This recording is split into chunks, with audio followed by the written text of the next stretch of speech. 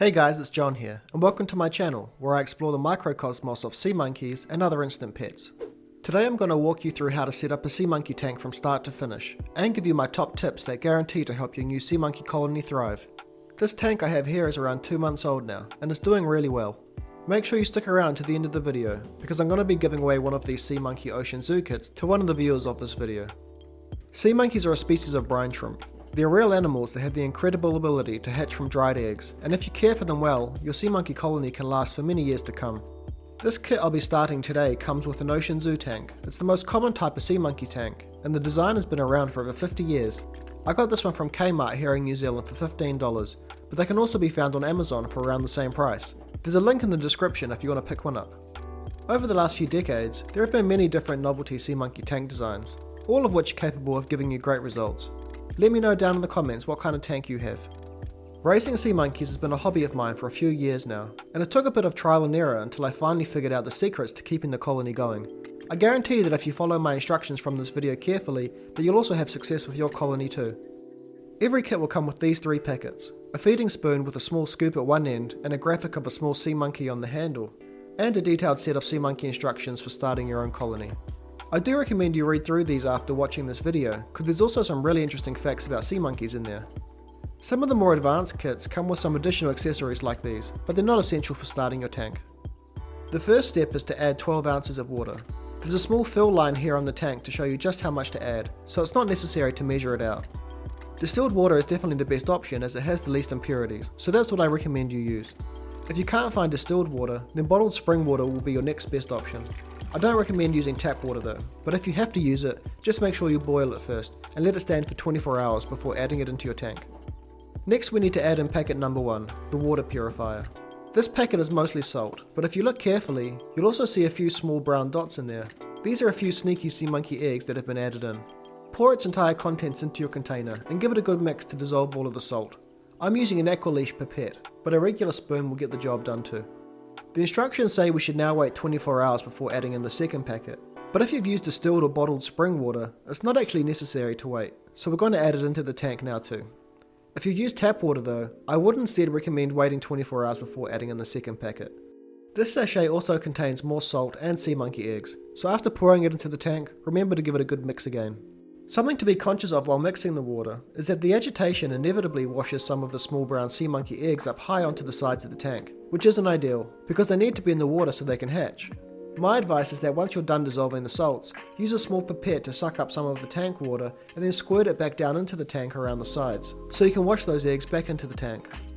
Now we have to wait for our sea monkey eggs to hatch. This will usually take at least 1 day before I see the first babies, but it can sometimes take a week or more depending on the temperature of your water. If you follow these 2 tips though, I can guarantee that you'll see your first baby sea monkeys within 48 hours. The first is to keep your tank water nice and warm. A temperature of around 26 degrees Celsius or 79 degrees Fahrenheit is ideal, but anywhere in the range of 20 to 30 degrees will work. If you live somewhere where the ambient temperature of your home is consistently in this temperature range, you don't have to worry. But if like me you live somewhere where it does get a little cold, especially at night, then I recommend using a heat source. I use an under-tank heat mat like this. It has a built-in thermostat and a temperature probe that I set to 26 degrees, and it keeps my tank at the right warmth. These heat mats are usually sold as either seedling heat pads for plants or as an under-tank heat source for reptile enclosures, and can be found for relatively cheap online. I'll leave an Amazon link in the description if you'd like to get one. Another option is using a small submersible aquarium heater, but it's difficult to find one that's small enough to fit into these small tanks, so the heat pad is the best option. My second tip is about tank placement. Sea monkeys like warm, stable temperatures without fast fluctuations in temperature, so a windowsill that doesn't receive any direct sunlight is a good spot, or you can place it on a shelf with a strong lamp pointed directly at the tank like I do. A regular lamp like this one will work fine. The key is to keep it nice and close to the tank, but if you want to take things up a notch, using purple grow lights is definitely the best option. In the wild, brine shrimp feed on live microalgae, which turns their bodies green. Microalgae are also known as phytoplankton. They're microscopic organisms that photosynthesize light for energy, just like plants do. And algae is definitely your sea monkey's favourite food of choice.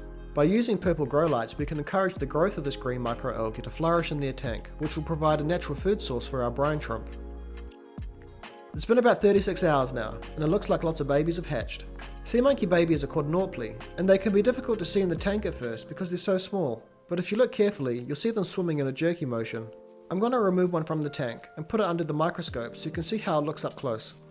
As your sea monkeys grow, the way they look will change quite a lot, but I think at this early stage they look quite cute, don't you? The first thing you'll notice is that this baby looks an orange colour. That's because baby brine shrimp are born with a yolk-like substance in their gut, which they'll feed on for their first few days of life. If you read your sea monkey instructions carefully, you'll see that it says you should wait 5 to 7 days before feeding them from packet number 3, the sea monkey growth food, for the first time. This is good advice, since the baby brine shrimp doesn't really need food at this stage, but knowing how to properly feed your sea monkeys can be a bit of a tricky topic, and I personally take a slightly different approach to what the instructions recommend. Overfeeding your baby sea monkeys is definitely one of the easiest ways to accidentally wipe out your entire colony. Here we are at day 4 after hatching now, and this is when I'll typically feed them for the first time. So I'll need to open up packet number 3, the growth food, and use the small yellow feeding spoon. When they're this young, I only feed them a very small amount. 1/3 of a scoop will be more than enough.